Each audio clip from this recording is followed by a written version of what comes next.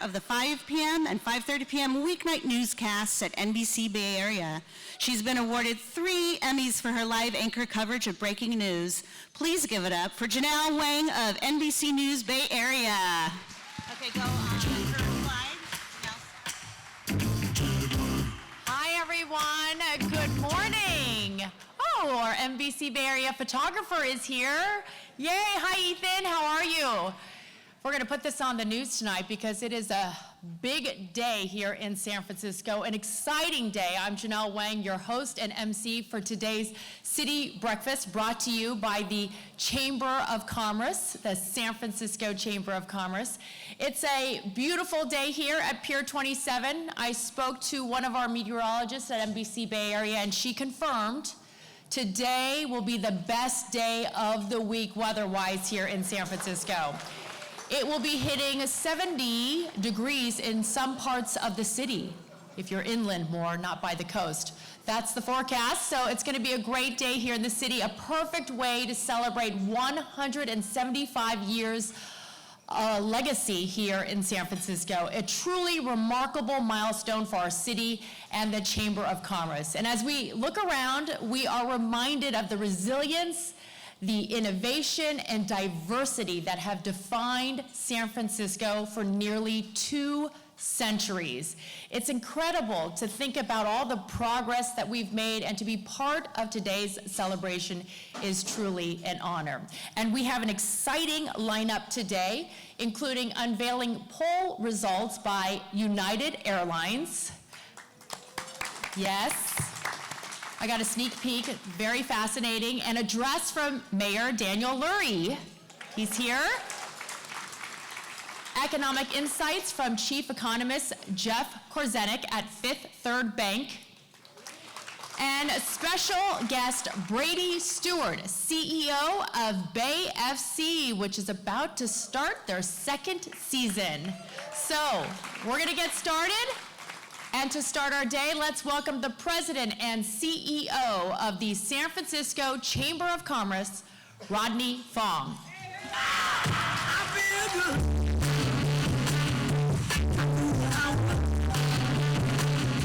Good morning, everybody, and welcome to the San Francisco Chamber of Commerce 2025 CityBeat Breakfast. I'm so delighted to have everybody here this morning as we celebrate 175 years in this beautiful space here in San Francisco. This is not just an anniversary that reflects the history, but it's really an opportunity for us to look ahead at the exciting future of San Francisco.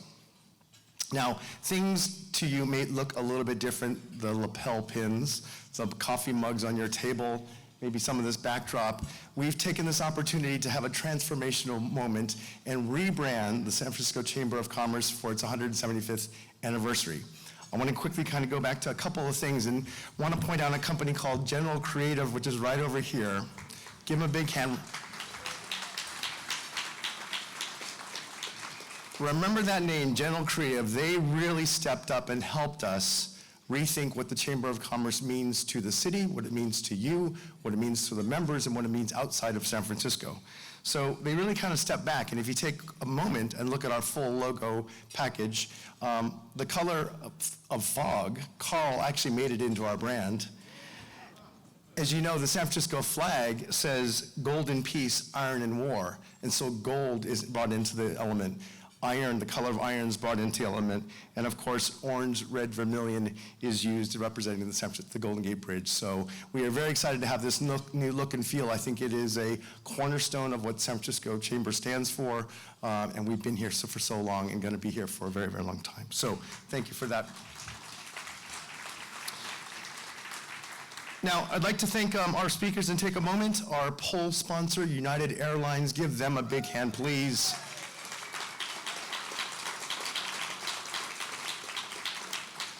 Thank you. I want to thank our innovative sponsors, Fifth Third Bank and Amazon, for their participation. Yes, give them a big hand. Also want to thank our lead sponsor, Waymo, and our connecting sponsors. Yes, give Waymo a huge hand. There's a car outside. And we have a short film for you today, and those connecting sponsors, we really couldn't have done it without them. I want to thank Bank of America, Gensler, KPMG, Recology, Waymo again, and Wells Fargo Banks. Give them a big hand, please. So this sounds kind of crazy, but the Chamber of Commerce has over 60 board members. These are dedicated board members who help the Chamber and make many decisions. If I could ask board members of the Chamber of Commerce to please stand up for a second. There are a lot of them.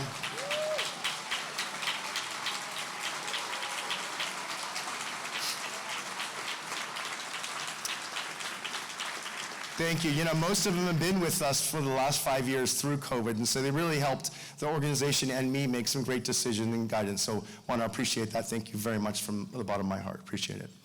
I want to thank our event partners, Metro Events, who is the operator of this lovely, beautiful venue, the cruise ship terminal. Also want to thank our media partners, NBC Bay Area, MC Janelle Wang for participating. And on your table from the San Francisco Business Times, we began to partner again with the Business Times, and they printed this beautiful 175 anniversary booklet. So take a look through it. It's our program today, but also an opportunity to take a look at and make reference to the many things we're talking about today. We are thrilled to have so many government representatives here, and I'm going to go through a list, and maybe you can hold your applause, but we have Mayor Daniel Lurie here today. We have Assessor Recorder, District Attorney Brooke Jenkins, Assessor Recorder Joaquin Torres, Board of Supervisors President Raphael Mendelman, Supervisor Danny Sauter, Matt Dorsey is here, Shaman Walton, thank you Shaman for coming, brand new Supervisor Cheyenne Chen, thank you very much for coming, Assistant SFPD Chief David Lazar, thank you David, the newly appointed SFMTA Director Julie Kirschbaum is here, and thank you very much.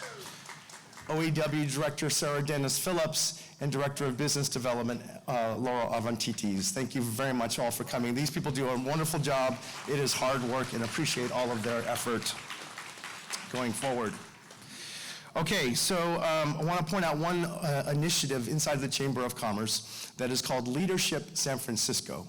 Leadership San Francisco, or LES, has been around for 40 years, and they continue to turn out different cohorts every single year. It's really sort of a behind-the-scenes opportunity to see how San Francisco works on the front of the house and the back of the house. So if I could ask all of the LSF current class and alumni to please stand up, it'd be fantastic. I see some hands up there. Yes, give them a big hand.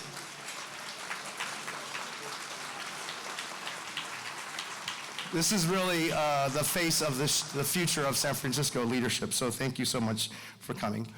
This is probably the most important thing, and for me to thank our staff at the Chamber of Commerce all year long, but this event, our staff is an incredible, incredible ragtag team of experts and individuals who do a lot for the Chamber of Commerce and a lot for the city. It is in their heart, honestly, what they do, and they want to help the city so much. So please give the Chamber of Commerce staff a huge hand.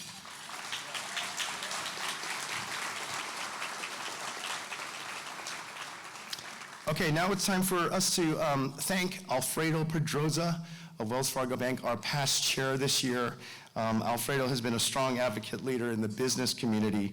Alfredo is a native San Franciscan and has served his community and passion and dedication over 3 decades in government and community relations experience. Alfredo has had key roles in the San Francisco Neighborhood Parks Council, the Trust for Public Land, and the Equality California, all while advocating for LGBT, Latino, and people of color politics. Please help me welcome Alfredo. If you can make it to the stage, that'd be good. Alfredo Pedroza.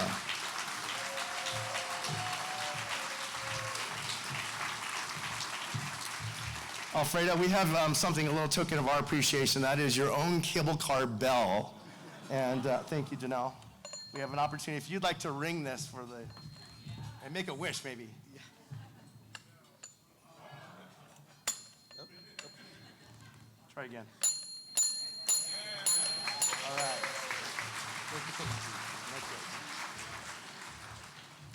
Thank you, Rodney. Buenos días y bienvenidos a CityBeat. It's an incredible honor to stand before you today, not just as your outgoing chair of the San Francisco Chamber of Commerce, but as a San Franciscan who has witnessed and been a part of San Francisco's remarkable resurgence over the past year. First, I want to thank my parents, Domingo and Rosa. Their love, sacrifice, and resilience laid the foundation for everything that I achieved. A year ago, I stood here sharing their story, and today I stand as a testament to their dreams realized. Though they couldn't be here today, los quiero mucho. This time last year, we stood at a crossroads. We knew San Francisco's history was one of reinvention, and we committed to writing the next bold chapter, and together we did. We didn't just hope for a comeback, we built it.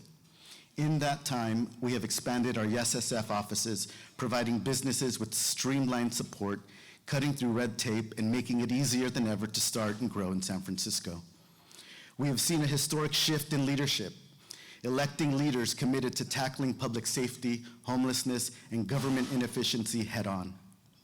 We have doubled down on making San Francisco one of the best entertainment capitals, bringing major concerts, events, festivals, and sporting showcases back to our city, proving that San Francisco is where the world comes to perform, compete, and celebrate.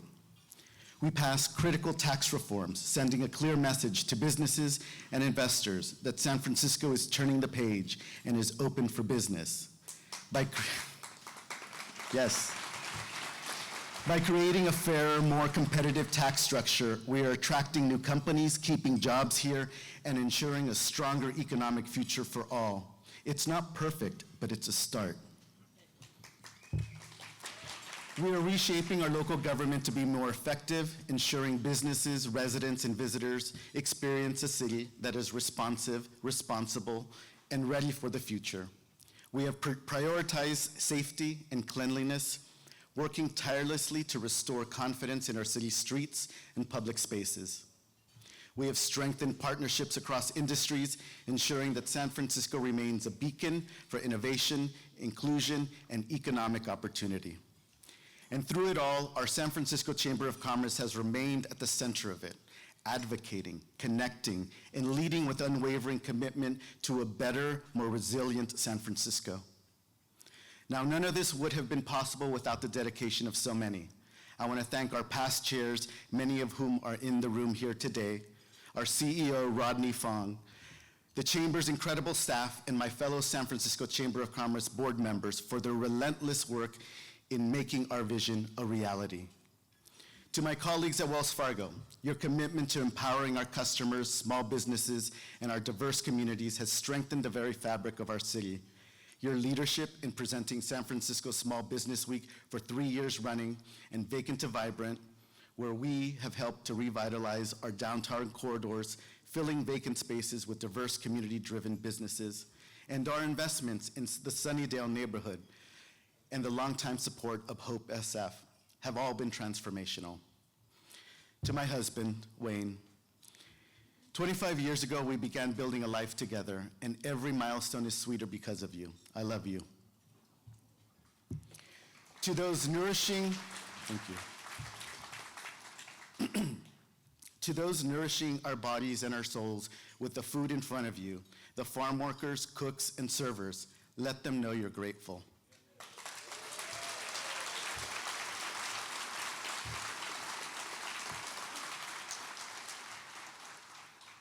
A year ago, I spoke of San Francisco's unique ability to reinvent itself.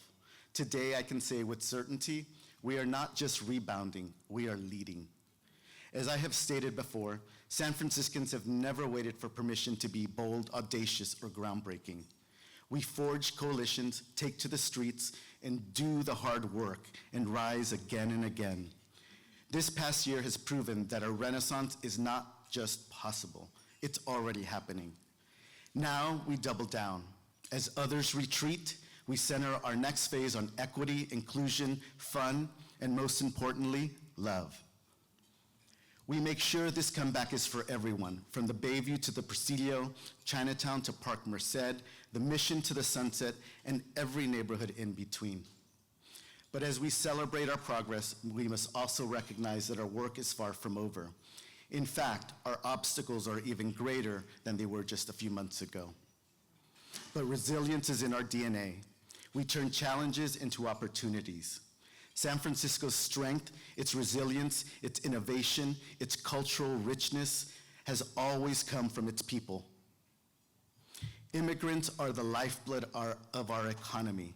They are the dreamers and the doers, the entrepreneurs and essential workers, the artists and the builders.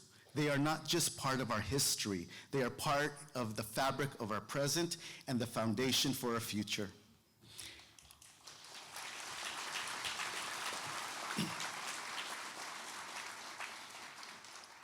And we cannot build a stronger economy by shutting people out. The power of our economy comes from unlocking everyone's potential, not by taking away rights, but by expanding them so that everyone brings their full selves to the table. When we empower workers, invest in small businesses, and remove barriers to opportunity, we just don't lift individuals. We lift entire communities, economies, and our nation. As business leaders, we have a responsibility, not just to our bottom lines, but to our workforce, our customers, and the communities we serve. The future of San Francisco will not be written by those who resist change or hoard opportunity. It will be built by those who embrace progress, champion equity, and understand that our city's success is measured not by how well the most privileged are doing, but by how many doors we open for everyone.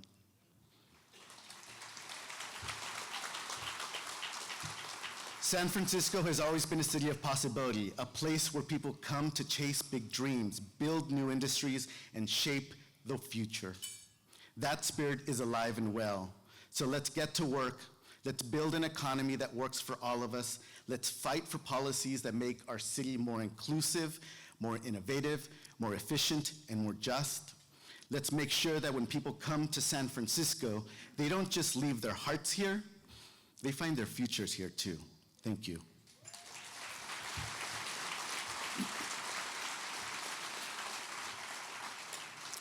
It is now my absolute pleasure to introduce the next chair of the San Francisco Chamber of Commerce, Cami Blackstone. Cami is no stranger to San Francisco. She has spent her career deeply embedded in the fabric of this city. Whether it was through her years as a beloved local radio personality, her dedicated service in government, or her tireless advocacy for businesses and communities across San Francisco. She understands what makes this city special, and more importantly, she knows what it takes to keep it thriving, all while looking fabulous and setting the fashion bar high.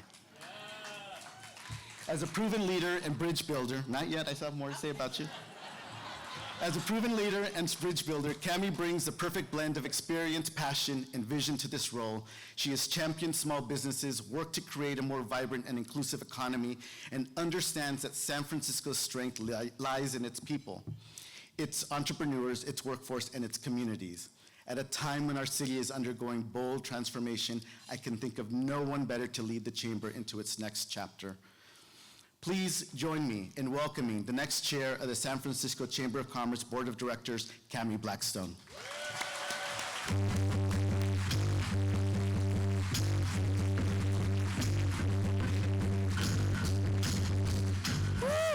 Thank you, Alfredo. My goodness, thank you so much. Good morning, everyone, and happy 175 years to the San Francisco Chamber of Commerce. I'm Cami Blackstone, and I'm the Director of External Affairs for AT&T in San Francisco, and this year I have the amazing privilege to be chair of the San Francisco Chamber's Board of Directors. I want to start by first extending my heartfelt gratitude to the immediate past board chair, Alfredo, a treasure to San Francisco, and our CEO, Rodney Fong, also a treasure. And I'd also like to thank the chamber staff and my fellow chamber board members for all their incredible work and dedication. It is my distinct pleasure to welcome you to this year's CityBeat event, and it is a really big year. At AT&T, where I work, our motto is connecting people to greater possibility, and in many ways, that's what the Chamber's been doing for San Francisco business for almost 2 centuries. I think AT&T has actually been with the Chamber that long, but I will not do the math. I will just say thank you. Thank you all for being here at this sold-out event. Your presence speaks volumes about your dedication to our business community and the shared optimism we all have for San Francisco. As I look out at these stunning views today, I'm reminded of why I fell in love with San Francisco, why I came here, why I invested my heart here, and why I've stuck it out through thick and thin. because I moved to the city in 1981 just as it was emerging from the turbulence and tragedy of the late 70s and on the brink of the AIDS crisis, which profoundly shaped the next several decades. One of my first jobs was at a record store in the Castro, and we had customers who would frequently visit until they didn't. And as I watched a generation of San Francisco disappear, it was hard. Years later, when working in radio, I hovered over the shattered city just days after the 1989 earthquake, and we all wondered just how were we going to build back from this.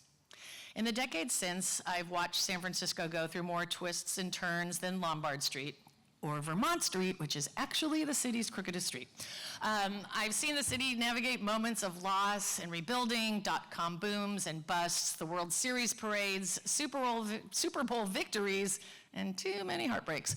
So many times when the world counted San Francisco out. But if history has taught us anything, it's this: San Francisco always rises. The last 5 years have tested us for sure through a pandemic, social justice reckonings, crime, economic uncertainty, and the never-ending blows of having our city's reputation dragged through the mud. The plagues just kept coming, and at times I thought all we were missing were a swarm of locusts. But look, we're still here. We're still here. The businesses in this room are still here. We are committed to this city. And the Chamber is still here, celebrating 175 years of championing San Francisco's business community. And if you've been paying attention, there's a buzz in the air right now, a renewed sense of hope, excitement, and possibility. Already in 2025, San Francisco's hosted an incredible street party in Chinatown. Thank you, Mayor Lurie. A hugely successful JP Morgan Chase conference, Sketchfest, NBA All-Star Weekend, Lunar New Year celebrations, and even celebrity pickleball. And we're just getting started, because still to come we have outside lands, night markets, entertainment zones, and next year, both the Super Bowl and FIFA World Cup are coming to our backyard. So yes, San Francisco is rising again, but let's be honest, we do have challenges. The city is facing a significant budget deficit, our Bay Area transit agencies are struggling, and downtown has yet to fully recover. But even with these obstacles, it feels like we're on the cusp of a new golden age for San Francisco. And it won't happen without you. It won't happen without business. And it will only happen if each of us invests our hearts back into this city. Coming out of the pandemic when things were the most bleak, I made a personal challenge to find every day a new reason to fall back in love with San Francisco. I did not want to buy into the doom spiral dominating the headlines.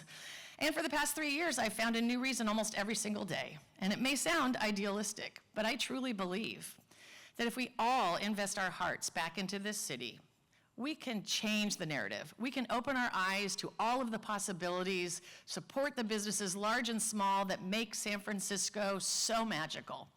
So I challenge you, go up, hike Twin Peaks and take in the view, dig through vinyl at Amoeba Records on Haight Street, catch a drag show at the Oasis, get an Irish coffee to go from Buena Vista Cafe and stroll along the waterfront, go roller discoing in Golden Gate Park, or take in a full moon water ritual at the India Basin. You can also sip a cookie monster latte in Chinatown, sing along at the piano bar at Martuni's, and then dine your way through the classics in North Beach, the Mission, or Clement Street. Or try something new downtown, like the Portuguese egg tarts at Holy Nada, or breakfast sandwiches at Devil's Teeth Bakery, or my favorite, the martini cart at the Holbrook House. San Francisco is not perfect, but it never has been. It is, though, a true original. It's exciting, it's beautiful, it's mysterious, it's mercurial, and it's magnificent. And all that magic, the same magic that drew me here in 1981, is still here. And once you start looking for it, you'll find it everywhere. San Francisco is rising again, and the San Francisco Chamber of Commerce is here to make sure your businesses, your employees, and your families rise with it. So now, it's my pleasure to bring back the man that's going to make it all happen, our CEO and President, Rodney Fong.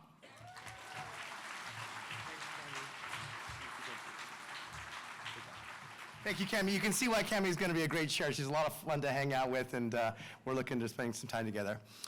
At this time, I have a great pleasure of cueing a video for you, and this video is really a compilation of so many people that love San Francisco just like you and I. And so, if you could, please cue the video. Ladies and gentlemen, welcome aboard the Hydra. My name is Chris. I'll be your captain. One more announcement. This is the 175th anniversary of the Chamber of Commerce of San Francisco.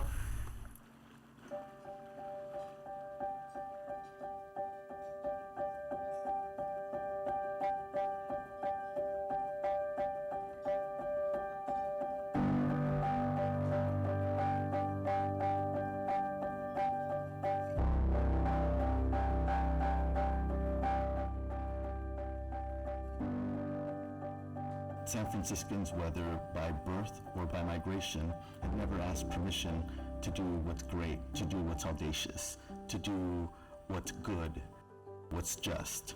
We have always led the way. We have always marched the march, lit the path for what has been transformative for San Francisco, but also the world. There's a feeling here that can't be replicated, frankly, any city in the United States. The one thing that I've learned over the years is that anything's possible in San Francisco, and you can get things done. Few people I know have regretted the big bets on San Francisco. We think differently in San Francisco. We move differently. We surround ourselves with people from all over the world. Companies and the economy here moves at a different pace than it does in other parts of the country.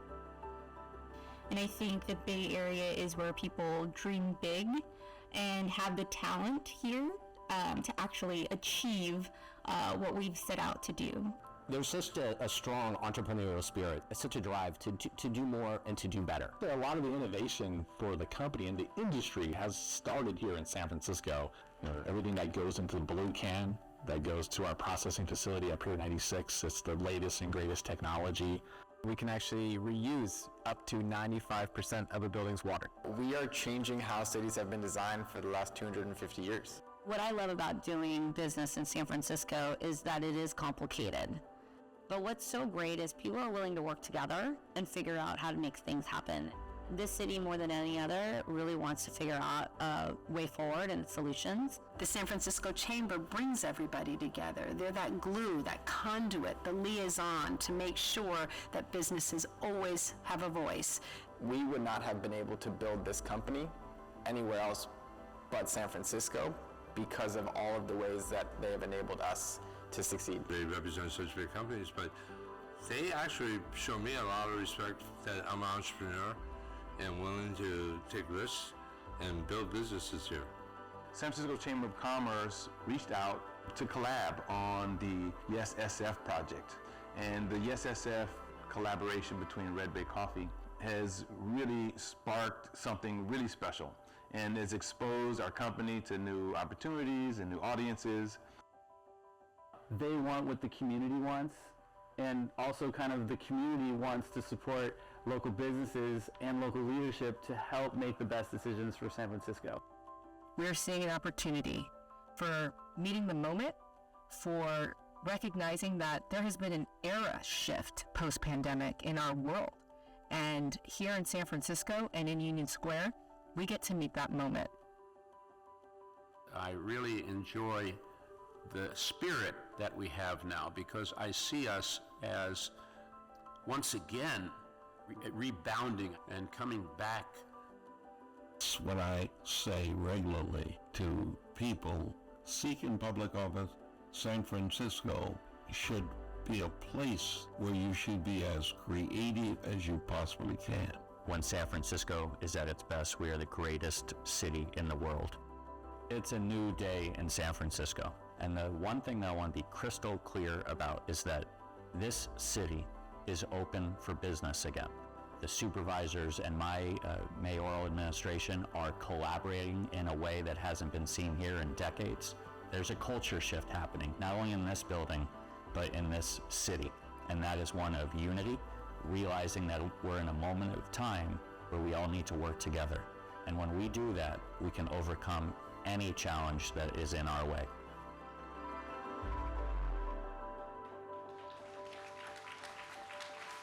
please welcome to the stage the 46th Mayor of San Francisco, Daniel Lurie.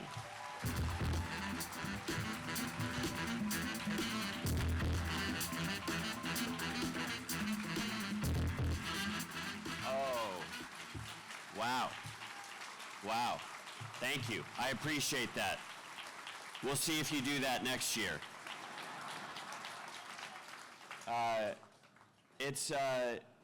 What a day. I asked a friend who I was sitting with, look up the weather in New York City. Actually, it's like low 50s there, so, but it's gonna be 70 plus degrees here in San Francisco. Look at this spot. This is the greatest city in the world when we're at our best. There's not a question in my mind. It's incredible to be with you all here this morning to celebrate 175 years of the San Francisco Chamber of Commerce. Alfredo, I hope I don't have to run against you. That was a great speech. And Cammie Blackstone, you rock. I look forward to working with all of you. We are here to acknowledge our history as the birthplace of innovation. From cutting-edge technology and culinary excellence to groundbreaking medical care and social progress, San Francisco is known for solving problems that others can't or won't. The last few years, we've risked taking that for granted. And it's my job as your mayor to ensure that we create the conditions for success once again. My eyes are really bad, I'm sorry. You all voted for accountability and change in November, and I am proud to say it is a new day in San Francisco. In a dramatic reversal, I'm showing one poll number that you all will see in a minute. Today's polling shows that 43% of San Franciscans think our city is headed in the right direction, up from just 22% last year. Now, we want to keep going higher, but it's a good first step. There's also a 28% increase in those who feel positively about the quality of life in San Francisco. Crime rates, fatal drug overdoses, and the number of street encampments are dropping. Our leasing activity is up. We're seeing a 30% increase in the number of events at Moscone Center and a 60% increase in related hotel bookings. And just last week, the world got to know what we all know. We were named the culinary capital of the United States.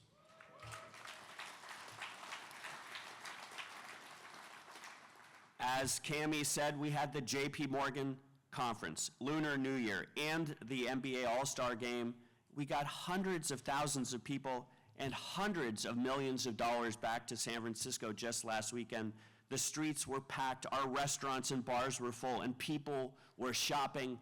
Powell Street was hopping. It was amazing. But to get our economy going again at full strength, we need to invest in permanent solutions that make it easier, not harder, for businesses to set up shop in San Francisco. San Franciscans, they want us to focus on our downtown revitalization, small business reform, and safe and clean streets. Your priorities are our priorities. Oh, thank you. I'll take that up front. For those of you way in the back, they were clapping up front. Over just the past this room, it goes way back. I have friends in the back. Next year, we'll try to move you up front. Over just the past 2 weeks, my administration has launched Permit SF, which will streamline the city's permitting process and help new small businesses open faster. We signed the fentanyl state of emergency ordinance and announced plans for a 24/7 police-friendly stabilization center so people can get the treatment they need and police officers can get back on patrol faster. We created the SFPD Hospitality Zone Task Force with dedicated resources to increase the police presence not only around Union Square, but also Moscone Center and Yerba Buena Center Gardens. We partnered with the Board of Supervisors to make it easier and more financially feasible to convert empty office buildings into new homes. That was passed yesterday by a 9-2 vote at the Board of Supervisors. And we announced yesterday, we are bringing all city workers back to the office so taxpayers can get the services they deserve from governments. In addition to clean and safe streets, we know that a world-class, well-functioning transit system is critical to our economic recovery in neighborhoods across this city. And that's exactly what we are going to have under the leadership of Julie Kirschbaum.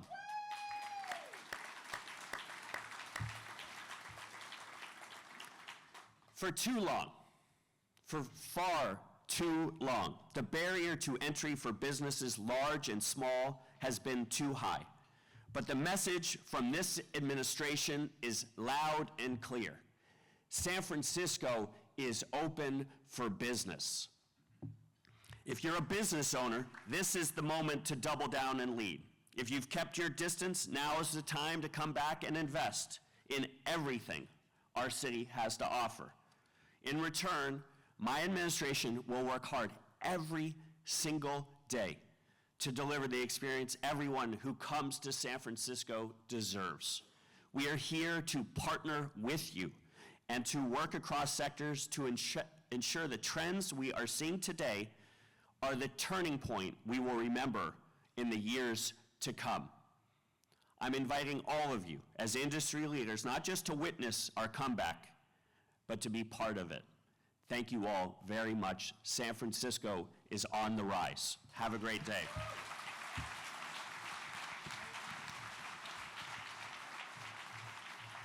Let's bring back the President and CEO of the San Francisco Chamber of Commerce, Rodney Fong. Thank you very much, and give Mayor Lurie a huge hand. Mayor Lurie certainly knows how to get big things done, and we are looking forward to working with him very closely. I'm honored here to celebrate 175 years. It's been mentioned several times today, but this is a real milestone and one that reflects opportunity, resilience, and transformation. And you think about 175 years, I think about legacy, but it's not about the Chamber of Commerce legacy. It's really about the collective impacts of every single business owner, every single leader, every single entrepreneur after over all of those years, all helping to shape and make a better, more prosperous San Francisco. So no one shapes that legacy more than you, and today you are the driving force of what we're going to have accomplished and what we're going to get accomplished in the future. So give yourselves a big hand and thank you for joining us here today.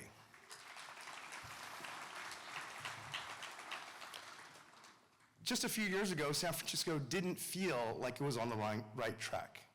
And at the start of 2022, nearly 80% of San Franciscans felt the city was moving in the wrong direction. Our poll results cited concerns over public safety, homelessness, street cleanliness, and the economy. And more than data, it was a noticeable unease that all of us felt. San Franciscans felt unheard, disillusioned, maybe even disconnected from our leadership. And most of all, they felt like they were at odds with the city's own potential. So all of us rolled up our sleeves and took action. Now, I'm not here to declare that mission is accomplished, far from it. But today, with our poll results, which you'll hear in a minute, we are seeing significant results of that work. With our collective efforts, new leadership across City Hall, a new commitment to delivering on the basics of running a city, and the shift towards real progress, starting with a police department that has increased staffing now and technology, a district attorney's office who has a firm stance against retail theft, a mayor who's attracting new investment in San Francisco, and a board of supervisors who prioritizes outcomes over ideology. All of this pushes forward on key policy wins, including investment in public safety, cleanliness, and through Proposition M, which you all voted on this last fall, we brought tax relief to restaurants, retail, hospitality, and the arts, along with some of our larger employers. Yes, you deserve a hand for that. We're finding creative solutions throughout the city code that changes what's allowable in the widest possible range of uses for our downtown. And now this change, our challenge right now, is to continue this momentum that we all feel. It's all this energy we feel. Our work is cut out for us, and we must prove that San Francisco is up to the task. We know that everyone needs to pull on this rope in the same direction. Safe streets, tourism, business attraction, transportation, technology, and workforce. It all comes together into that fabric of a vibrant San Francisco we all know. And downtown remains critical to supporting that vibrance throughout the city. And all of us know the challenges we are facing right now, downtown, seem daunting.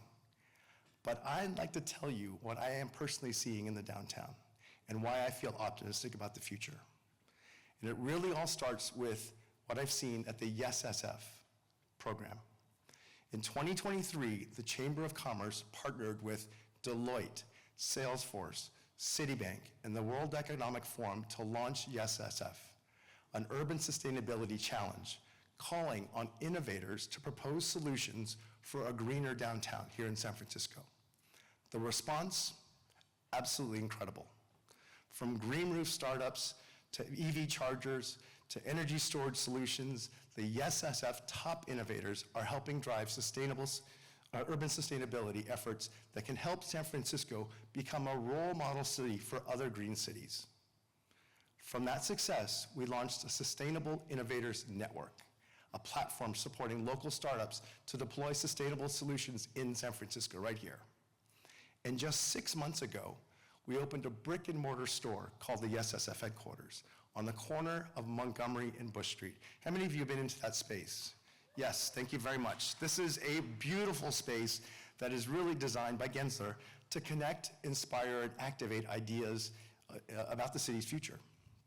And so when I go in the morning, I get a cup of coffee, I just kind of listen, and I hear conversations. I see interviews happen. I see people talking about fresh ideas. I see entrepreneurs meeting with investors, all of them pushing the conversation that is going to move San Francisco forward. And I know that we are not just bringing San Francisco back, but we are truly, truly making San Francisco a better place. If there's one thing I've learned in studying the Chamber's 175-year history, it's that bold ideas are something that we do best. And because we're not focused just on the day-to-day, we want a thriving downtown, we want a thriving city, we must think beyond recovery, and we must innovate. You've heard that word a lot, but putting action is really important right now. First, we need more residents in the downtown. And several of our government leaders, many are here today, have been working hard, and the mayor made reference to a passage yesterday that allows for office to residential conversion to happen more smoothly. This is important to put people in the downtown. We also need to prioritize on the next generation of San Franciscans. We can and must educate and equip our youth to demands of the new workforce. The future of downtown should include education. Imagine primary care right next to a cluster of universities in the heart of the city, bringing students, ideas, energy. And to explore this, the Chamber partnered with SOM Architects and JLL to assess the potential for an academic campus in the downtown. That study found 2 potential locations. 1, the Trans-Bay Sansom Corridor, and 2, the Fifth and Mission Market Corridor. Both clusters could accommodate tens of thousands of students, injecting vitality into vacant spaces, leveraging on cultural amenities like all the museums, transportation infrastructure like BART, and establishing a regional synergy for education. Thank you. Next, as we look forward to the future, we also have this incredible opportunity that many people have mentioned today, and that is the power of sports. In the next 18 months alone, San Francisco will host the NCAA March Madness Regionals, Super Bowl 60, FIFA World Cup, SailJP, the Laver Tennis Cup, all this is going to happen, and this is all on the heels of the tremendous NBA All-Star Weekend. These are not just sporting events. These are economic engines, driving tourism, creating jobs, not just for San Francisco, for the entire Bay Area, showcasing our city on the world stage. And so I want you to join me on a little imaginary 4-block walk. You can close your eyes. I'm going to keep my eyes open. No one's going to take your coffee mug. But imagine all of us are standing outside of Moscone Center on Howard Street. And we're going to take a left-hand turn down Howard, and we're going to go to 5th Street. We're going to go one more block up to Mission and 5th.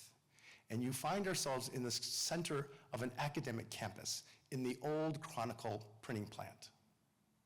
Just across the street, the old Mint. Imagine students are gathered there, exchanging ideas, fueling the future of the workforce. And across from that, the San Francisco Center, also known as Westfield. Imagine a downtown stadium and a civic gathering space in that location. The Chamber partnered with Gensler Architects to study a potential of that vision, and it's incredibly exciting, and a dynamic hub of sports, concerts, and community gathering, all in the center of the city. Just one more block to go. You look further north and across Market Street, and you see Halliday Plaza, and you see the cable car turnaround renovated leading up to Powell Street. And you see tourists eagerly lining up and experiencing the city in one of our iconic landmarks. At that very moment, you can imagine everything pulses around you, the energy, students, visitors, locals converging and playing a part of the vibrant ecosystem. That's the kind of dynamic and interconnecting future we're building for San Francisco, a place where education, sports, culture, tourism all come together, thriving, creating a global destination once again.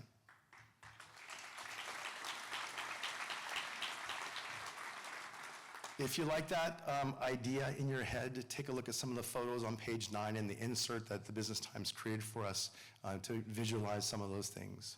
Okay, so I took you through that exercise, appreciate it. I want us to think about one more thing that's even bigger. And I'd like to talk about one thing that has a long-lasting vision for the future, and one that's inspired by the past. We can't talk about San Francisco's history without talking about the 1906 earthquake. And in the wake of that disaster, in 1911, the San Francisco Chamber of Commerce, probably at an annual breakfast just like this, proposed a bold vision, and that was to host the 1915 Panama Pacific International Exposition. That exposition, World's Fair, was the catalyst for the city's recovery, transforming the northern waterfront and proving to the world that San Francisco was back. And today, we have a similar opportunity in front of us. This is why the Chamber is leading a delegation to Osaka, Japan in the spring to explore bringing the 2035 Expo to San Francisco, unlocking a transformation this time of the southeast waterfront, and positioning ourselves as a global leader in innovation, sustainability, and culture.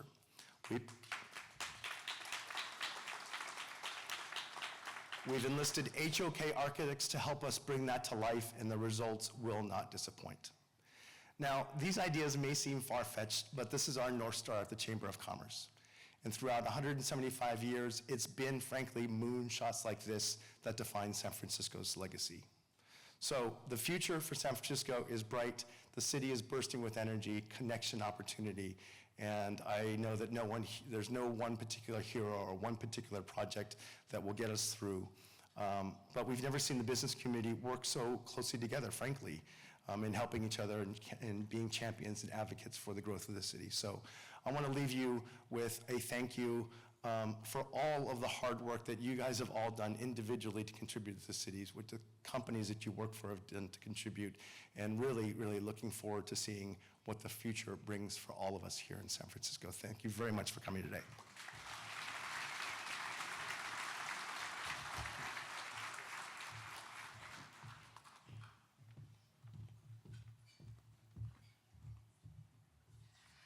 I want to thank the mayor for being here and Rodney for getting us excited for the future. San Francisco is looking so bright.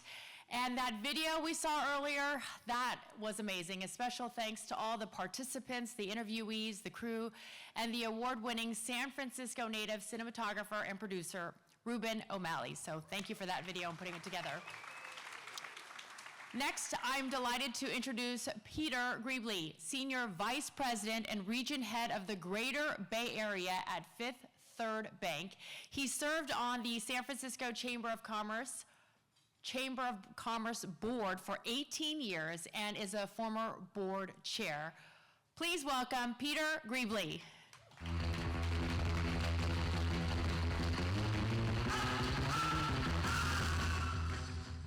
Good morning. What a great morning, beautiful San Francisco Chamber of Commerce Day to go with the 175 years of the Chamber of Commerce. So fantastic. Thank you all for being here this morning. I'd like to thank the San Francisco Chamber of Commerce for being such a valued partner of ours. We're excited to be an innovator sponsor of the CityBeat this year to help bring this crucial information to the city, its leaders, residents, and businesses. For those of you who aren't familiar with Fifth Third Bank, we've been around for nearly 170 years as well, offering insights and custom solutions to business owners to help them reach their unique goals. Fifth Third brought our middle market banking team into California in 2017. We opened our San Francisco Bay Area office in 2020, and we recently expanded our coverage into the Central Valley, adding a team in Bakersfield, which is our 6th commercial banking office in California. Fifth Third is a bank that is as long on its innovation as it is its history. Since 1858, we've been helping individuals, families, businesses, communities grow through smart financial services that improve lives. Our list of firsts is extensive, and it's one that continues to expand as we explore the intersection of tech-driven innovation, dedication to people, and focused on community impact. We are proud to announce Fifth Third has been recently named U.S. Best Super Regional Bank by Euromoney in 2024. We're also known for one of the world's most ethical companies list for multiple years, one of only a handful of banks worldwide to receive this recognition. With our commitment to taking care of our customers, employees, communities, and shareholders, our ambition is not only to be the nation's highest performing regional bank, but to be the bank that people most value and trust. I'm delighted to introduce Jeff Korzenik, Chief Economist for Fifth Third Bank. In his role, Jeff provides research and analysis, impacts the bank's key markets, business leaders, policymakers throughout the country. He's an award-winning author whose writings have been featured in the Harvard Business Review. I guess that's a big deal. Forbes, many other national and regional publications. Jeff has appeared regularly on CNBC, Bloomberg, and Fox Business News. Policymakers have sought his expertise on a variety of topics, leading him to testify in front of the state legislature and on Capitol Hill. He earned a bachelor's degree in economics at Princeton University. He also serves as a member of the board of advisors of the Peabody Essex Museum. And most importantly, I want to know what his walk-up music is today. Is it Pocket Full of Sunshine or Enter Sandman? With that, Jeff Korzenik.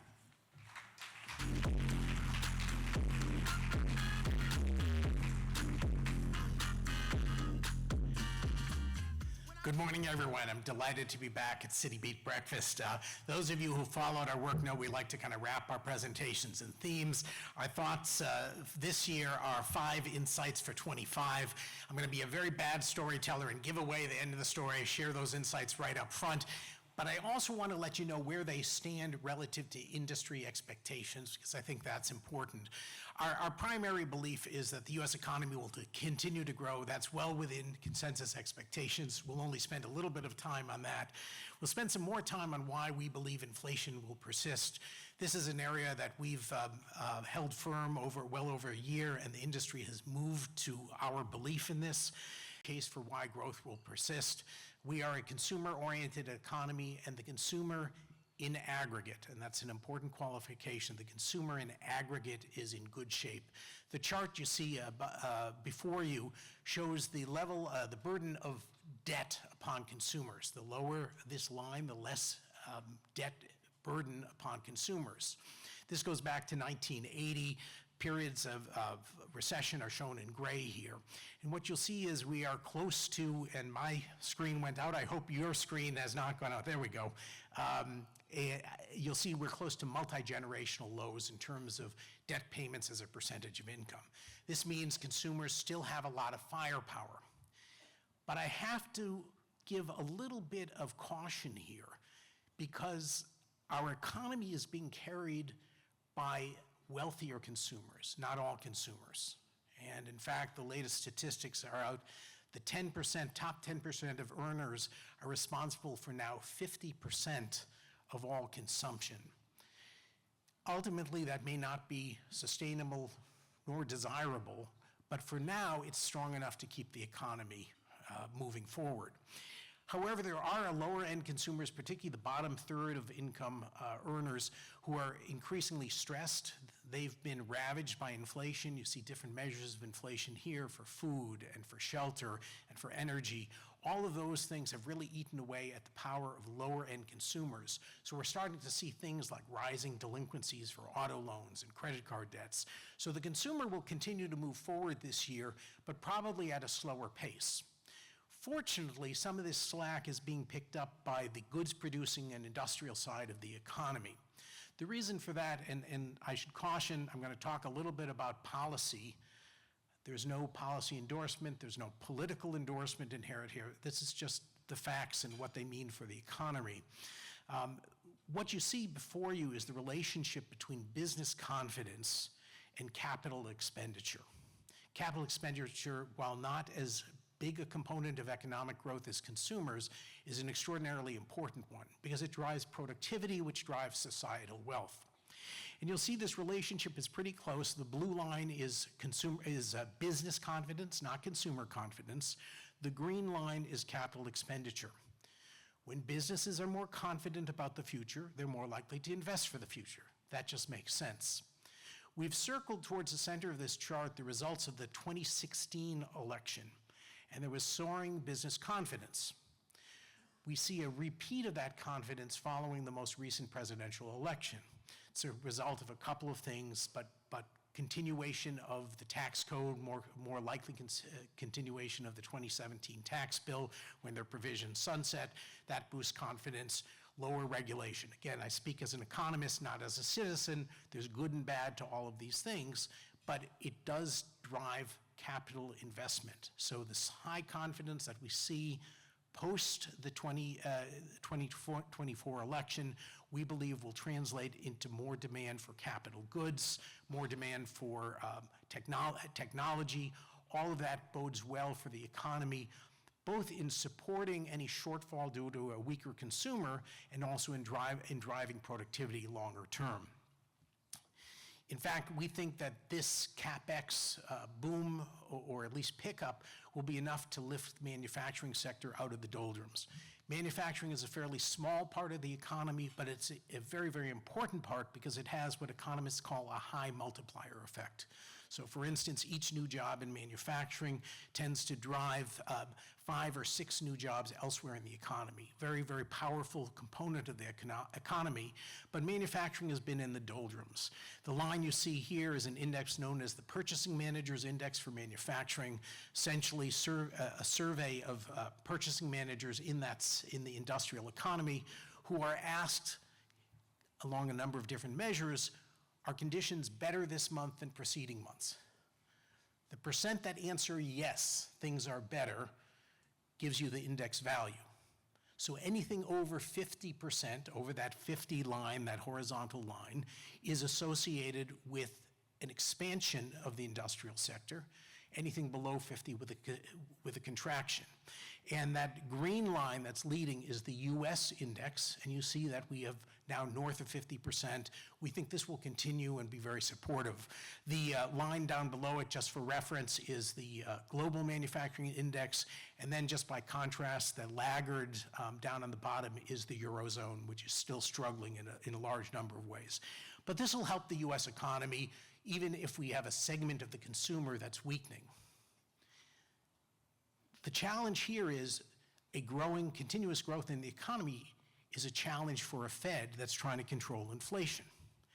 And while the Fed has won many battles in bringing inflation down, they haven't won the war. Their target, 2%, is represented by the horizontal line.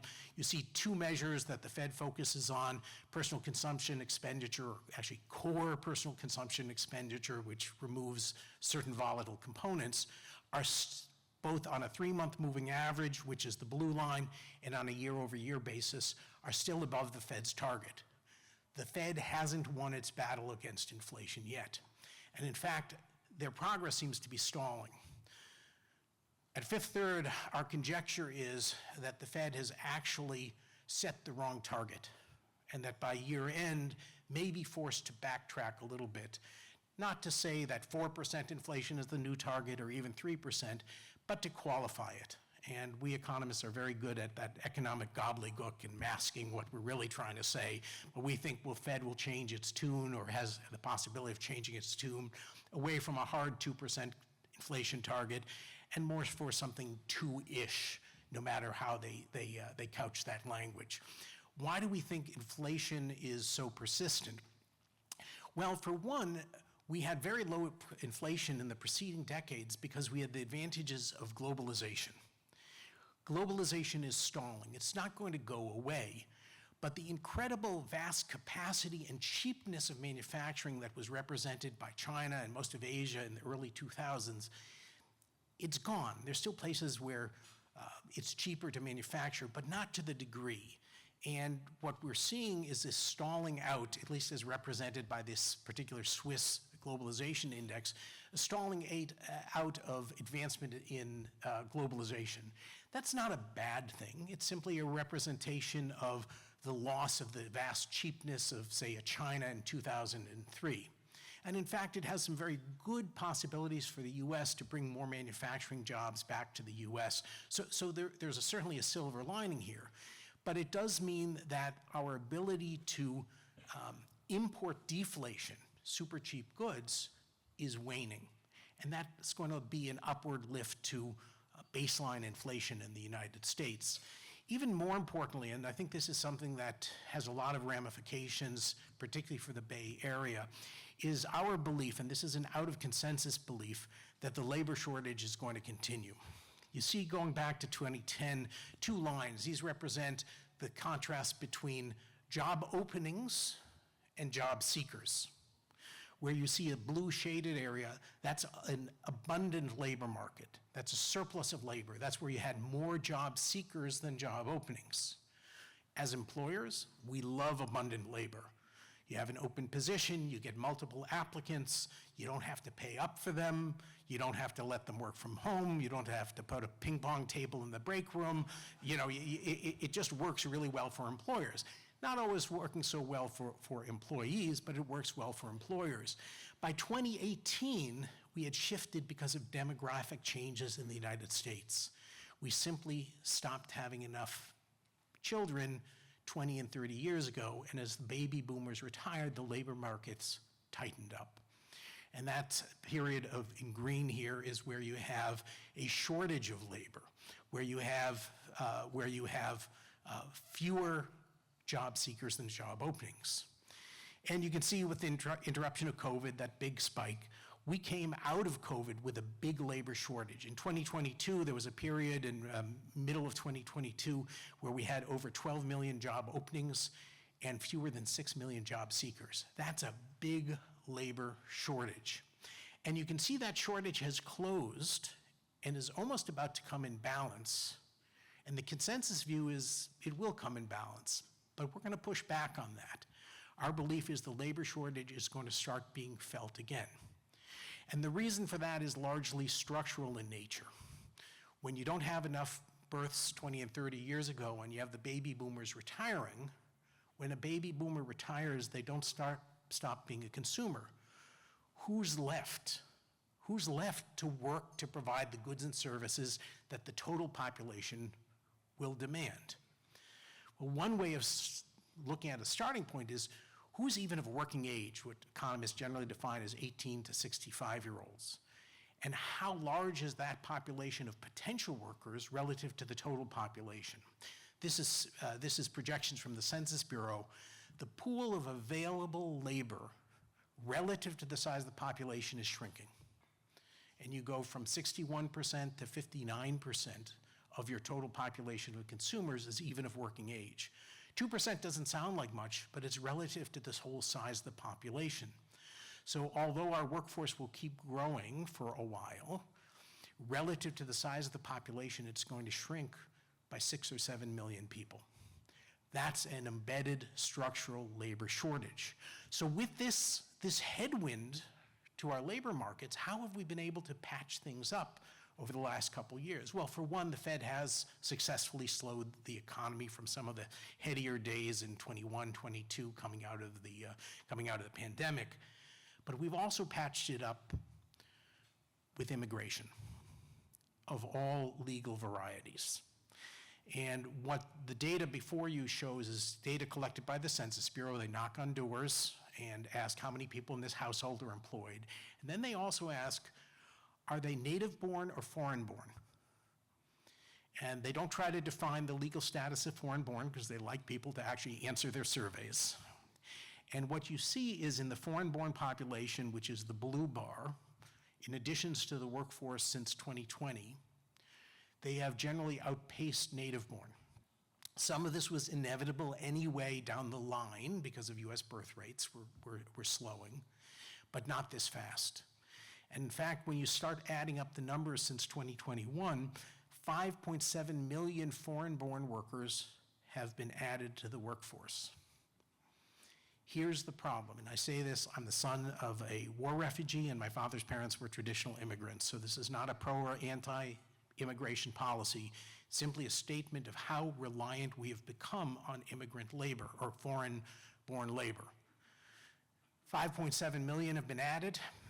Traditional legal immigration, the multi-year torturous process with lotteries and things like that, probably only accounts for 1 million to 1.5 million. So how did we get to 5.7 million? Some are here on what I would call non-traditional legal status, asylum seekers who haven't had their asylum status adjudicated yet, refugees, but then there's a whole bunch who are unauthorized, who do not have work authorization. And I'm here to tell you that California, according to research done by the Burning Glass Institute, a workforce think tank, California has become more reliant on unauthorized immigrant labor than any other state, about 12% of the California workforce. It's particularly hard felt in areas like construction. That's the industry nationally that's most reliant on unauthorized immigrant labor. I think I just was speaking in Southern California yesterday, with the rebuild after the fires in LA, the reliance on the construction industry, there's going to be a problem ahead that's going to be a real challenge. But this is a national challenge, our reliance on immigrant labor. Even without deportations, I think it's had a chilling effect. We can look at that. This is Customs and Border Patrol data. That is a number of interceptions, encounters at the southwest land border. You can see it's soaring over the last couple of years and has come back to kind of pre-COVID levels. So the inflow of immigrant labor has largely stopped. I think there's a risk of self-deportations, people who decide to just leave voluntarily rather than risk being told to leave or being escorted out of the country. There's a whole lot of risk to our workforce.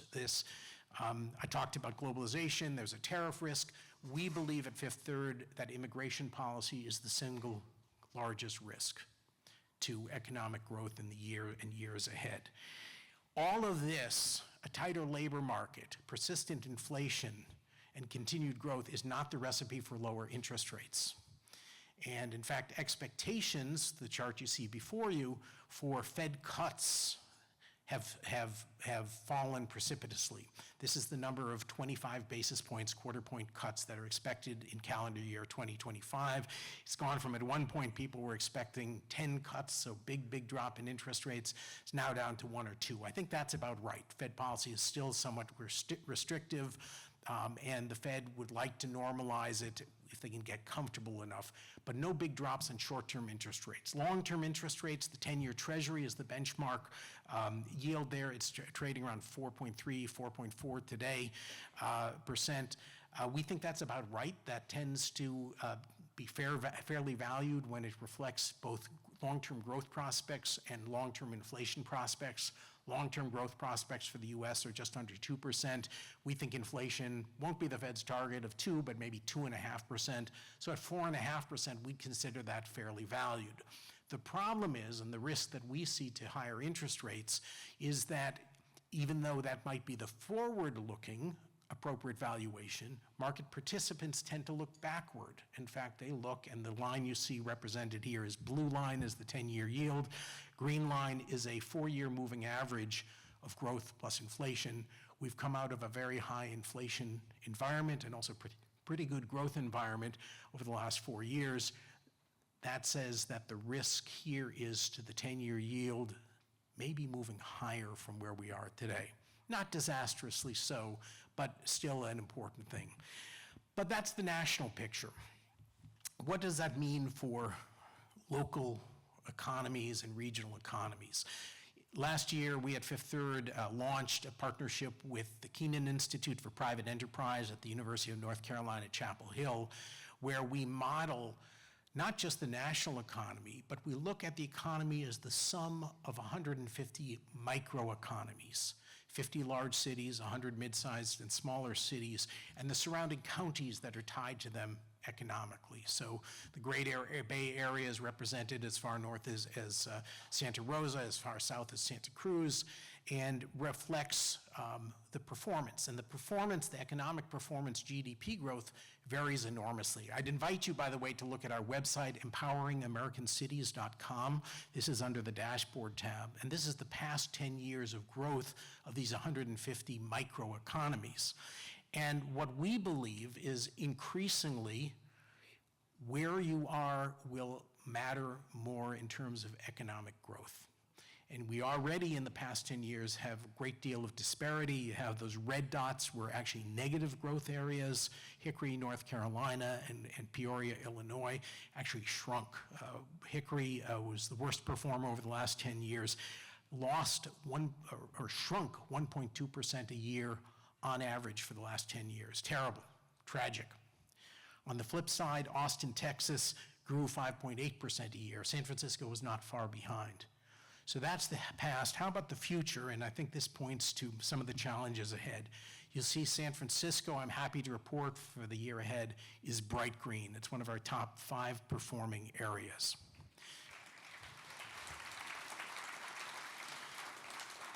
And I wish I could say thank you and sit down now, but it's important to understand the structure of growth across the country and growth in the Greater Bay Area. Growth is built on 2 factors, and really 2 factors alone. How fast can you grow your workforce, and how fast can you grow the productivity of your workforce? San Francisco thrives in this model and in reality because you are tied to such high productivity growth industries because of the incredible culture and ecosystem of innovation and entrepreneurship that have built here. I travel around the country, there is nowhere else like this. But that's just one factor. The other factor is workforce growth. And some of the course is, as Rodney mentioned, making sure you foster your existing workforce. But we think workforce growth is going to be a real challenge nationally, right? It's a tight labor market, and it's compounded by the fact that we Americans don't move as much as we used to. This is Brookings Institution data on annual migration rates. How much do people move in a year? And it used to be, way back in post-World War II America, about 1/5 of all households, about 20% of all households would move every year. You can see that's fallen precipitously. So you have a labor-short environment where people don't move as much. We think this has flipped the paradigm on corporate relocations. It used to be that companies would move locations, would move their headquarters or open new facilities for a whole variety of reasons, tax incentives, for instance. I lived in Chicago when Boeing was considering moving out of Seattle. The inside scoop was that the CEO preference is part of this, the CEO of Boeing, besides building airplanes, had 2 great passions, sailing and ballet. Chicago was the only one of the target cities or potential cities that had both, and lo and behold, Boeing moved to Chicago. The new CEO of Boeing must love lobbying because they moved to Washington now. But here's the issue. If in a labor short environment where people don't move much, what's got to be a top consideration? Businesses have to move where the workforce will move. And this is going to be a challenge for the state of California and for the Bay Area, one that I have no doubt the business community and the civic leaders of San Francisco are up for, but one that I think requires a laser focus. If you look at in-migration, so excluding immigration from foreign countries, many of the other states that are thriving have thrived because they can attract workforce. California has not been able to attract workforce, is actually at the bottom of the list of in-migration. By the way, we don't have something against California, and we made them, you'll see on this list, number 51 of 50 states. There's DC is kind of in the middle in a truncated area. So, but these are the numbers. Doesn't include migration for foreign countries, but that's a complicated issue under current or upcoming administration policies. So it's got to be about ensuring that you can not only develop your existing workforce, retain your existing workforce, but make sure that you have the quality of life, the public order, many of the things that the mayor talked about that continue to attract workforce to this spectacular city. That is the challenge before all of us, and one that I have no doubt that this audience and the civic leaders are up for. Thank you very much.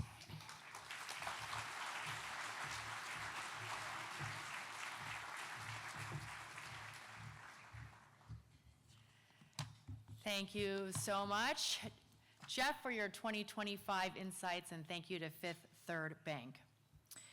Next, we are all excited for this year's CityBeat poll results. So let's bring to the stage the Managing Director for State and Local Government Affairs at United Airlines and the Chair of the Chamber's Public Policy Committee, Papia Gamblin.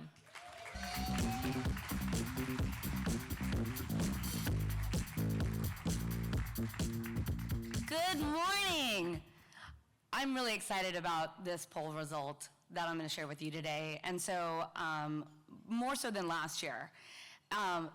You're going to hear some optimism. You're going to hear some positivity. So today, when you hear something positive, do a little fist bump to your neighbor, throw a smile, throw a wink. If you want to play a drinking game, there's plenty of water or coffee. Do something good today. Be kind. It's a really, really positive experience that you'll have over this next 10 minutes. It's my pleasure to be here presenting the key findings of the United Airlines CityBeat poll and to share with you how San Franciscans are feeling about our city and where it is headed. The CityBeat poll helps us take the pulse of our city and provides critical data to policymakers, the business community, and the public about the top concerns of San Franciscans. Over the past several years, the Chamber commissioned a poll with the well-respected firm EMC Research. The firm surveys San Francisco voters' opinions on many issues and spotlights those that are of greatest concern. The poll asks many of the same questions year to year, so that the findings can be used to identify the shifts in opinions and attitudes. Now, this data is more important than ever. San Francisco has and will continue to go through change as we tackle our biggest challenges, and the CityBeat poll gives us insight into what San Francisco voters want. Let's start with some high-level takeaways. I'm pleased to share that our poll reveals a notable shift.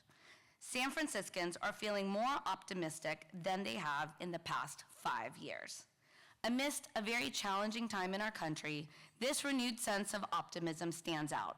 While uncertainty looms nationally, here in San Francisco, people are recognizing real progress and positive change in their communities. They see momentum building, and it's giving them hope for the future. While the top concerns remain the same, there's a growing sense that progress is being made. People are beginning to see movement in the right direction. We'll also take a closer look at how San Francisco envisions the future of downtown, the key areas where they believe investment is most needed. One thing is clear, downtown remains the top priority for a strong majority of our voters. Every year, we ask San Francisco voters if they feel that things in San Francisco are going in the right direction or if they are on the wrong track. We can see here that voters who think San Francisco is on the right track have doubled since last year. While voters do remain somewhat critical, overall perceptions around quality of life have improved a net 18 points since last year. The top concerns for voters remain unchanged, with homelessness, crime, and drug use continuing to be the most pressing issues. At the same time, concerns about affordability, housing, the cost of living, and the economy are becoming increasingly top of mind for San Franciscans.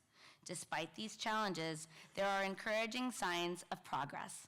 Perceptions of crime, homelessness, street behavior, and overall cleanliness have shown some improvement this year, reflecting a shift in how residents view the city's conditions. Most notably, there's been a 5-fold increase in the number of San Franciscans who believe crime has improved compared to 2022. This is a significant shift in public perception. In that year, back in 2022, a turning point for both the city and the chamber. In response to widespread concerns, voters took decisive action to recall key officials and bring new leadership to City Hall. The chamber played a pivotal role in this effort, helping to shape the conversation, advocate for accountability, and support a new direction for San Francisco. There was also a 4-fold increase number of San Franciscans who say that homelessness and street behavior has gotten better compared to 2022. There's also been a 2.5-fold increase in the number of San Franciscans who say that street cleanliness has gotten better compared to 2022. While concern about the economy is softening, it remains high, especially compared to pre-pandemic data point. However, we are seeing an increase in those who feel it is getting better. Voters express a need for improvement in the environment for small business. While we see overwhelming support for small businesses, nearly 80%, 62% say that the environment for small businesses has gotten worse. Similar to, and I know that's probably a downer, but there's way more cool things coming. Similar to last year, we asked voters to share how frequently they visit downtown and their perceptions. We are seeing around the same number of weekly visitors, 38%, to the downtown area. When asked what comes to mind when they think about downtown, San Franciscans still share concerns around key issues. However, of those who report visiting downtown at least monthly, over 60% share that they enjoy visiting downtown. Almost 7 in 10, 69%, feel safe visiting downtown during the day, which is higher than previously measured. Overall, voters recognize the value of downtown San Francisco, but are split on whether the downtown economy is making progress. A large majority, 89%, believe that a thriving downtown San Francisco is critical to our region's economy. And 48% believe San Francisco is making progress on the downtown economy with new events, conventions, and businesses. This year's poll clearly shows that we are moving in the right direction, yet we have work to do. Voters want the city to invest in downtown, with 83% saying it is a priority, including 50% who say it is a very high priority. We then asked voters about priorities for downtown investment. Over 80% say transforming underused malls, stores, attracting more businesses, and expanding arts, culture, and entertainment offerings are priorities. 70% or more prioritize bringing more events and activities, improving public transportation, and providing financial incentives for housing development. Over 60% highlighted the importance of creating and enhancing parks and plazas, as well as increasing the number of restaurants, bars in the downtown. San Franciscans are not only ready to invest in a better future downtown, they are optimistic about the future. For the first time since 2021, voters' optimism about the economic future exceeds their pessimism. That optimism is not unfounded. It is earned. It reflects the hard work, resilience, and deep commitment of the city, its people, and every single one of you in this room. We know the challenge we face. Homelessness, crime, drug addiction is not unique to San Francisco. Cities across the country are grappling with these same complex issues. But if there is one place that has the vision, the creativity, the moxie, the determination, just the badass people everywhere here in this room and in this city, it is San Francisco.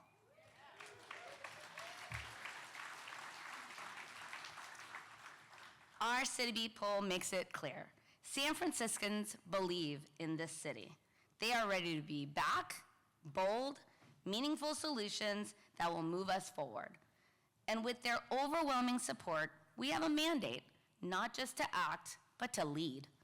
We have to put in the work. We are seeing the momentum, so we have to get it done. There's still more to do, but we should be proud of the path we are forging.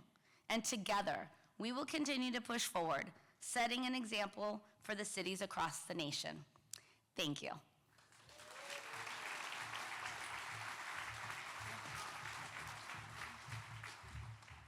Thank you so much, Papia, for that optimistic poll and the results. We appreciate it so much.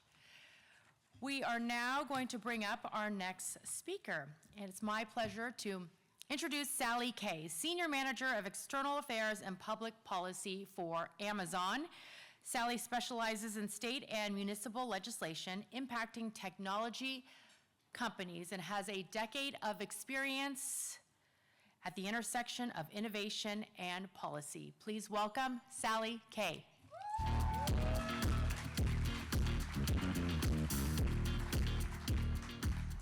Thank you, Janelle. I'd like to start by congratulating the Chamber on their 175th anniversary.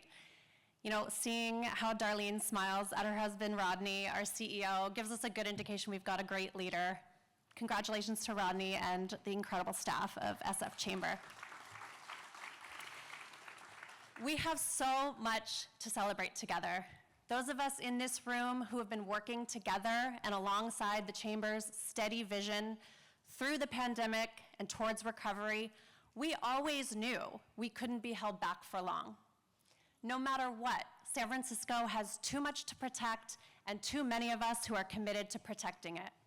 We have too much beauty, talent, individuality and spirit, history, cuisine, and the thing I've been struck by the last few years is that we've been protecting it together.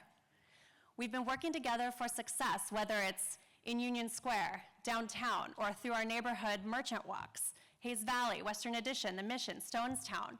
We have big business, small business, startups, neighborhood coalitions, community organizations, and our committed public servants, and we're all working together toward the success of the people and the places we love. As reflected in the polling results, it's a time of optimism here in San Francisco, and we all heard from the mayor that he's committed to be focused on problem solving. And what I want to remind us here today is that we are all part of solving the problems. We don't just sit back or wait or complain. San Francisco jumps in and we do it together. Amazon was founded in Seattle, and for over 20 years we were very active in that community as our hometown. But in 2020, when so much disparity was made visible through the pandemic, food insecurity, racism, discrimination, the digital divide, artists and restaurants struggling, the Amazon leadership directed us to make investments and commitments in San Francisco and 15 other cities across the US as our hometowns. Since then, we've embedded ourselves here in San Francisco with dozens of community partners to lift up those in need, celebrate beautiful music and theater together, support neighborhood vibrancy and festivals, deliver food on behalf of food banks, and provide backpacks and school supplies, and bring workers back to office. We did just bring a few thousand folks back to downtown in January, 5 days a week, so let's give a hand for all those employers bringing workers back to downtown. My daughter sent me a TikTok recently from the POV of someone crossing the Golden Gate Bridge. The sun was setting on the gorgeous cityscape, beautiful music playing, and the caption said, "You're telling me, out of anywhere in the world, my parents made this my home? Wow." And that's the feeling our city gives us. It captures your heart with stunning vistas, excites your brain with endless opportunities to hear, see, taste, and we fall in love forever. And it is that love that will drive us all to be part of the solutions, making San Francisco the best we can be. Consider this your invitation to approach any of us on stage today or anyone from the chamber to see how you can be part of that. Now, I'm going to introduce you to someone who is bringing us to the top of our game. It's my pleasure to introduce the CEO of Bay FC. Bay FC is the first NWSL team in the Bay Area. They were co-founded by 4 U.S. women's national team legends and had their inaugural season in March 2024. Brady Stewart is the CEO of Bay FC and is leading the club's mission to become an iconic, mission-driven global sports franchise. Before we welcome Brady to the stage, let's take a moment to watch this exciting promotion video from Bay FC.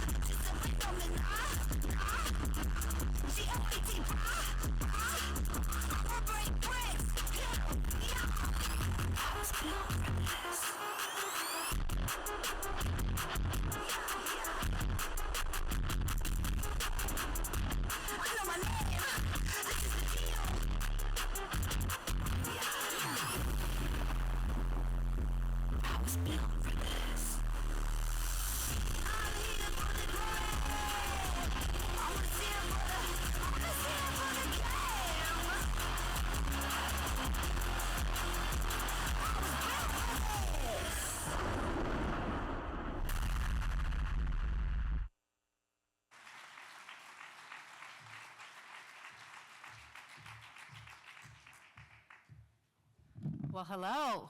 Good morning. As a San Franciscan who has lived here since 1999 and is raising my family here, it is such an honor to be here with this group. Thank you so much for welcoming Bay FC to the community. I'm here to talk to you about Bay FC and where we are in our journey. As you heard, we just had our first season last year, our inaugural season. And I think we all know that San Francisco and the Bay Area is one of the best places in the world to be a sports team. And I should say that our first season did definitely bear that out. We had the most successful inaugural season in the history of the sport. And thank you. It was truly a thrilling season. We were the winningest ever expansion team. We made the playoffs, and we posted a ton of success and firsts driven by our support from the fans in the Bay Area and the support of the business community, which is what I'm here to talk about. So I first have to thank our sponsors, and it shouldn't surprise you that some of our sponsors are here in this room today. We had Sutter Health, who, yes, Sutter! Sutter Health is our kit sponsor, and when they signed our deal with us, it was the largest front of kit sponsorship in the league. We also have Visa as a founding partner of ours. Visa's an incredibly, Visa helped us sign an incredibly innovative partnership deal where Visa and Bay FC together are committed to helping our players both on and off the pitch, and that's really aligned with our values and with Visa's values. We also have Bank of America in the house today. Bank of America came in with us as a founding partner as well. And what makes this important is what we saw is the Bay Area business community got behind Bay FC while we were still an idea, right? They didn't know we were gonna have the best ever inaugural season. They didn't know that we were going to have a sold out home opener. They didn't know that we were gonna run number 3 in the league attendance in our first year, or that our merchandise was gonna sell more merchandise than any other NWSL sports team in our first season. So hopefully you see Bay FC gear across the Bay Area and you see our fans supporting us. But the business community came behind us and supported us, and we're deeply appreciative of that. Bay FC is also founded on the value of supporting the communities that we're a part of. So in our first season, we welcomed over 75 community groups to our games and brought through 5,000 fans who are members of those community groups to experience Bay FC. And in our second season, we're only going to continue doing that. It's incredibly important to us to be tied to the communities that we're a part of and giving back to those communities. One of the communities that we're going to be prioritizing in 2025 is Treasure Island. The reason we're doing that is because we have announced that we are going to be building a state-of-the-art training facility on Treasure Island. It is going to be open for, yes, it is thrilling. It's such an exciting announcement because it is one of the few dedicated women-centric training facilities for sports in the world.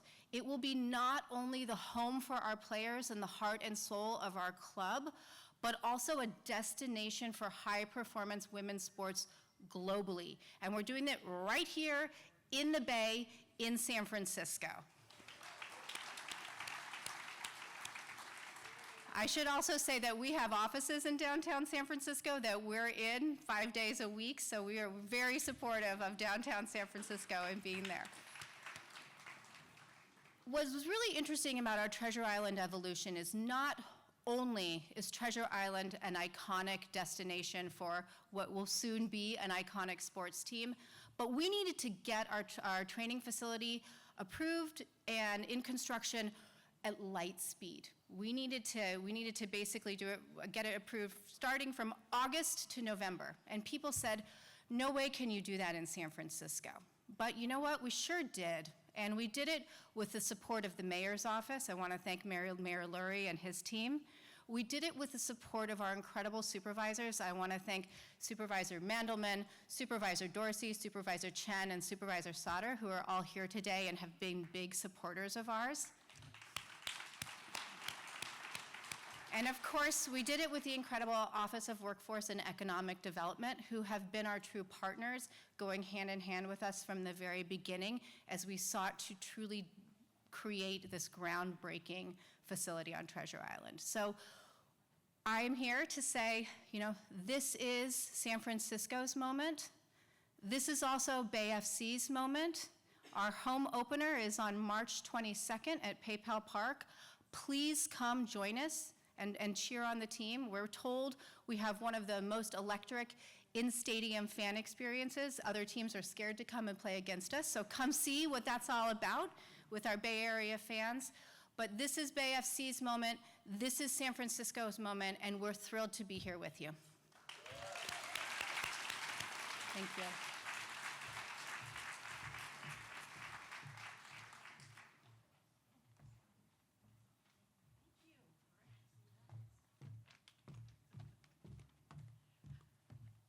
Okay, thank you so much, Sally Kay. And I want to remind you, I want to thank our sponsors. They are so great. They're listed at the back of the program. And if you are interested in joining the chamber, there is a QR code here in your program. And I just want to say congratulations again to the San Francisco Chamber of Commerce for 175 years. The commemorative mug, the pin that you guys see, did you see the mugs there? And the booklet, all keepsakes for you to bring home. And again, check out the QR code. And I just got another update from our meteorologist. These 70-degree temps will continue into tomorrow, then slight cooling and showers will be returning on Sunday. So enjoy the day, enjoy the week, and thank you so much for being here.